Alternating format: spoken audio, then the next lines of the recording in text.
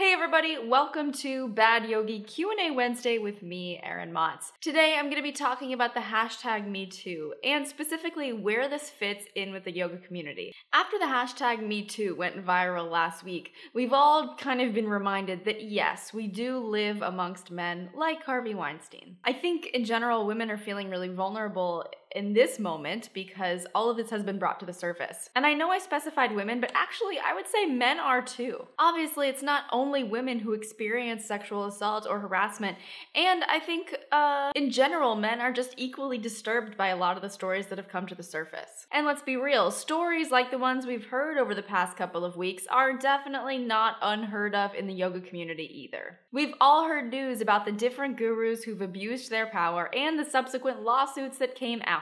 When it comes to crossing lines, the parameters around what's appropriate and what's not within the yoga community is kind of a gray area. And I'm not talking about straight up assault and rape, I'm talking about the areas that are a little bit less clear. So let me explain. As teachers and yogis within the yoga community, we all know that physical touch is really commonplace. It's in adjustments inside the classroom, in familiar hugs outside the classroom, and just friendly touches in casual conversation.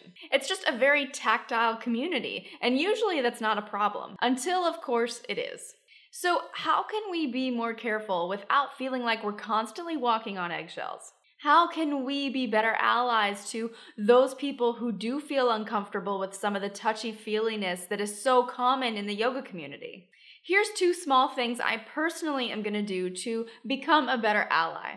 Number 1, set better precedents at the beginning of my workshops. When I was teaching regular classes at real studios before I started teaching online, I would always throw it out at the beginning of class like, oh, if you don't want to be adjusted, just put something at the top right-hand corner of your mat on the floor, and that way I know you don't want to be adjusted physically. It was just habit for me to do this. But now that I mostly teach in person more occasionally, it's not as regular, I tend to forget. And also I have the luxury of feeling very familiar to the people I'm teaching. So I kind of sit back on that comfort, and I have failed to really put that out there to my classes in the workshop environment. I think I also forget to do it because my adjustments are super mild. I'm never going to lay my body weight on someone or push my hips into someone else's body. I mean, some adjustments I just feel are so ridiculously unnecessary and invasive. So because my adjustments never are, I do fail to kind of give people the opportunity to tell me they don't want to be touched. So that's just one thing I'm going to be doing, I want to be better at, and I will be better at, is giving people the option. Number 2, speak up. This one is always challenging for me because I am really shy, but I'm making a sincere effort to be more vocal when it matters. I remember going to a yoga class in New York at a very prominent studio. The teacher was a guy and the students that were in the room were all women. He obviously knew them, he was making jokes about them during class and being kind of crass. And at one point we were all in dancer pose and he had everybody stop except this one girl. And she was in dancer pose and he walked up to her, he slapped her on the butt and said, "What the F is that?" in like a really catty tone. And I was horrified. I was absolutely like, what? I was with somebody who had been totally transformed by this class, and I didn't want to make her feel bad, and I didn't know what to say to this teacher, especially since everyone in the room kind of seemed like they were in on the joke. You know, like it was like they were used to it. They had this rapport, if you can call it that. Looking back on this, it was still completely inappropriate, completely taking advantage of your position as a teacher, and it was really belittling. And looking back on it, I wish I would have said something. So like I said, I'm making that commitment to speak up louder when it matters, when I know that I should. Whenever you feel a little bit awkward or a little uncomfortable saying something, I think it's actually fine to say that while still speaking your mind and standing up for what you think is right. Saying something is better than saying nothing, even if your technical vernacular is a little off.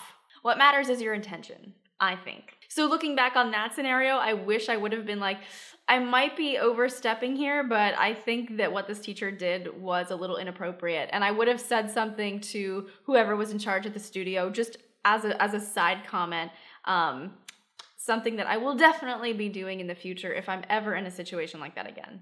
So anyway, this is such a delicate subject, and how each of us expresses our support might vary a little bit. Really, I guess I'm answering a question that a lot of us probably have, and that's how can we support survivors of assault and harassment in a way that's constructive within the yoga class environment. And those are just two of the ways that I personally plan on doing that. I think in general, we can just make sure that our actions say, we're here for you. We have to make sure our actions say, we are listening, we are not judging, we believe you, and we're here. So I'm gonna turn it back on you today and ask you a question. How can you personally be a better ally in the yoga community? Have you ever acted one way in a situation and then looked back on it and thought, oh no, I should have said this, I should have done that, especially in a yoga class environment? I'm curious. So there you have it, Q&A Wednesday. I hope that this was helpful. As usual, let me know what you think by dropping your thoughts in the comments below. To stay up to date with all things Bad Yogi, make sure you sign up for my list to get more Q&As like this,